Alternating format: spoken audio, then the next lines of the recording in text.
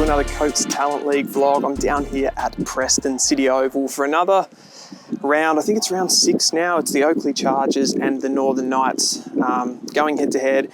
Pretty close to home here at Preston City Oval, so I was able to get myself a tasty little coffee at the Preston markets, and yeah, just having a nice morning. So early kickoff here today, and with the Vic Metro sides announced in the last week or so, there's a couple of big names in this one. For the Northern Knights, Zak Johnson will be running out. Unfortunately, we won't be able to get to see Jesse Detoli in action today, which is a bit of a misfortune because I really wanted to see him play. On the Oakleigh Chargers side, we get Jagga Smith. He's captain for them, so I'm not sure why some of those guys are missing, but Oakleigh actually have 3 or 4 out of the Metro side.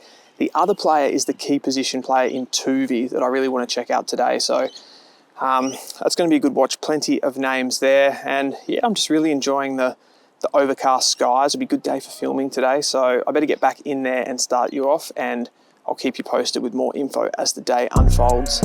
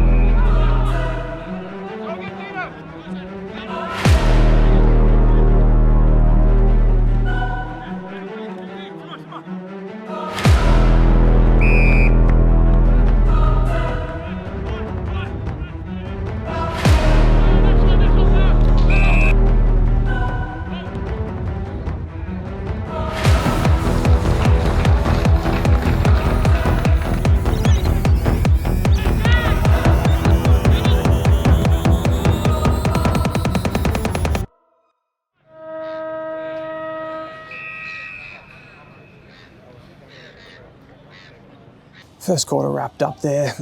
Really interesting one. It was a hot start for the Northern Knights, kicked the first 2, and then Oakleigh were able to work their way back into the game, albeit death by 1,000 cuts, just a lot of behinds kicked. I think 1-8 in the end they got to, so I think it's 14-15, a 1-point margin at quarter time. Some of the names I want to talk about aren't the ones that we spoke about pre-game, so Luke Quaynor, a best on-ground performance in that first quarter. He was unbelievable. At least 3 intercept marks were taken, like really big pack kind of marks. So this is probably the first sort of breakout game I've seen from him. I watched him against the Sandringham Dragons earlier in the year, and I also watched him in the Vic Metro versus Young Guns game. And this one's, he's really trying to grab this game. Plenty of touches and plenty of intercepts. So he's really being that disruptor across half-back. For the Northern Knights, it was the forward at number 4, Farrar. So again, not one that's really on my radar, but sort of a medium type, looks more like a midfielder size, but been really crafty. He's had a couple of really nice marks across half forward. He's pretty much always been there on the overlap, just that extra coming in, connecting the midfield to the forward line, and ended up hitting the scoreboard there for their second goal. I missed actually who kicked the first one. So Zak Johnson for the Northern Knights is another one. He's been really good across half-back, just marshalling. I would like to see him a bit more forward of centre, just for a little bit more impact, because Oakleigh, especially in the second half of that first quarter, really got on top and took all the territory. It was sort of locked inside their forward 50 for a while. Still got my eye on Stump for the Northern Knights, and Sims is the other one who's in the Vic Metro side, but nothing huge from them so far in this one, so just sort of wait for them to work their way into the game. Jagga Smith, he's been his dominant self, winning plenty of clearance and nipping about. He's always able just to hold onto the ball just that second longer, or get rid of it if he has to really fast. So he's just so quick of mind. So I love watching him, and I'll keep you posted for the rest of the game.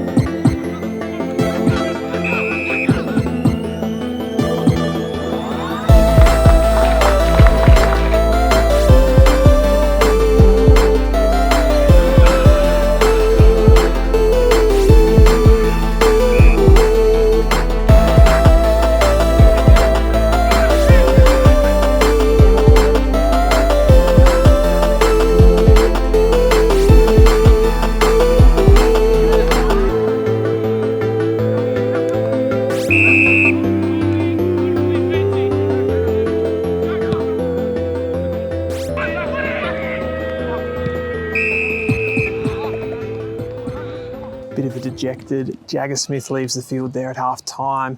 They won a lot of clearance in that second quarter, did the Oakleigh Chargers, but just weren't able to get any penetration inside forward 50. So really interesting how the two teams set up with Oakleigh sort of having their best player in Jagga Smith in the midfield. He's winning all the clearance, but it's all getting chopped off by Northern Knights' best player in Zak Johnson, who's playing along half-back and just doesn't seem to have an opponent. Sits a kick behind the play at all times and is just beautifully setting up the Northern Knights. So it's sort of Oakleigh trying to get that forward half game going, get the ball in quickly, but he's chopping everything off and then he's piercing through on the other way. Oakleigh aren't able to, after winning that clearance, they aren't able to locate quick enough when they lose the ball. Northern Knights moving up. They've got a 20-point lead now at half-time after the scores being essentially level at quarter time. So, yeah, Zak Johnson really starting to run things. I mean, Jagga Smith, he's been amazing in the midfield. I think he won 4 clearances in a row, like centre clearances, but just the Oakleigh Chargers weren't able to convert. They don't seem to have a lot when the ball goes to ground inside forward 50 or too much aerially at the moment, albeit Quaynor was really good, but just the ball movement through the midfield is too easy off half-back for the Northern Knights, and players like Quaynor, those intercepting defenders, are sort of getting too caught out. Farrar, again, for the Northern Knights, had a really good quarter. McLaughlin kicked another goal, so that's I think he's hit the scoreboard at least twice. Sims, another one that's looked really impressive, a good size without sort of getting too much of the ball. And the other one's Stump, who I've sort of had my eye on, but still yet to get massively into the game, but still another massive half of football to play after this. So we'll head back in. It's been a really entertaining game. Just like I said, from a tactical point of view, it's interesting how it's kind of the question of how to utilise your best player. So at the moment, the Northern Knights winning that with Zak Johnson at half-back, and we'll see what happens in the second half.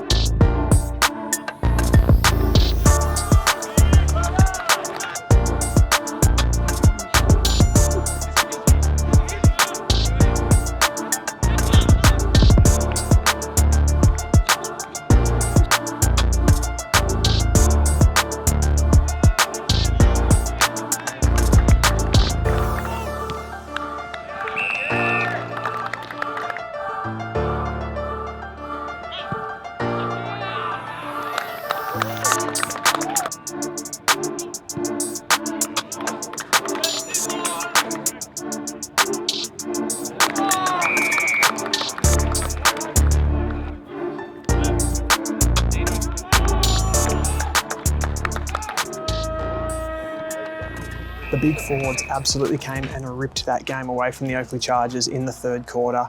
Thomas Sims kicked 4 goals in the premiership quarter, a massive effort for him, someone that averages 2 goals a game, so a real breakout match for him. He was supported really well by Stump, another one of the Vic Metro boys, super aerially, super athletic, and just way too good for the undersized Oakleigh defenders. We know they're missing a few, I mentioned it in the pre-game, particularly Vic Metro representative defenders, so tough one for them. The other player was Farrar, who I mentioned in the first quarter was playing really well. He's sort of that a little bit more undersized forward, sort of medium type forward, but the three of them just, far too much aerial dominance. And Oakleigh, just a tough day for them really. A lot out, gross from the midfield. The midfield battle, they've probably, shared the honours a bit, to be honest. They've been able to get plenty of sort of shallow inside 50s, but Northern Knights just cutting it off. Zak Johnson was not as prolific with ball in hand in that third quarter, but it was Commandeur, which is an amazing name for a defender. He took a couple of really good intercept marks there again, and they just sort of slicing them open on the counter attack. I don't know if it's just sort of they've dropped the heads a little bit in that third quarter and just aren't able to locate at all going the other way. So Northern Knights seemingly have just been able to use that little back sort of 50 area just to be able to launch attacks from, and then the height going inside 450 is just too much, and plenty of set shots, a couple on the run, and a procession really. So probably expect more of the same in this quarter, but hopefully Oakleigh can sort of just get a little bit of a foothold in the game just to stem the margin. I think it's got out to about 60 odd points at 3/4 time.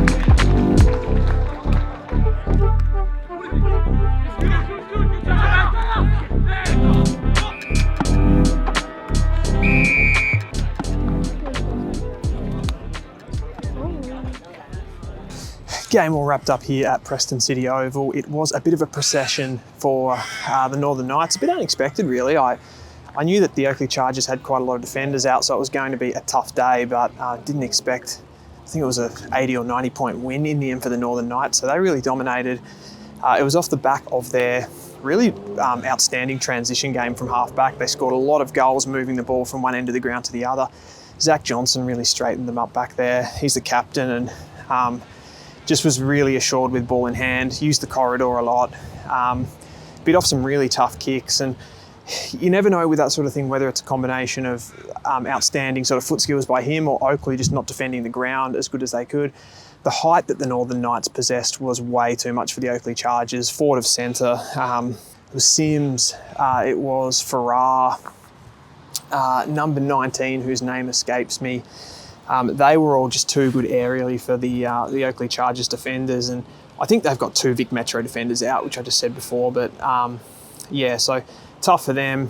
A big day for those key forwards. Sims with 6, I think it was in the end, so adding to an average of 2 goals a game and then being able to convert that to a 6-goal game is massive for him, especially with the national championships right around the corner. I think it was Jagga Smith. He fought hard for the Oakleigh Chargers, but just only so much he could do. He won a lot of clearance, but so didn't really amount to much and wasn't able to hit the scoreboard or anything like that. Quaynor, definitely a breakout first half for him. Positioned himself really well for some of the Knights' clearances and got in and chopped it out, but just wasn't enough of an attacking threat. And after half time, those big forwards just got away from the Oakleigh Chargers. They were just too strong, too big. And Quaynor wasn't able to have as much of an influence, but if he had continued on from his first half, that was an outstanding breakout game for him.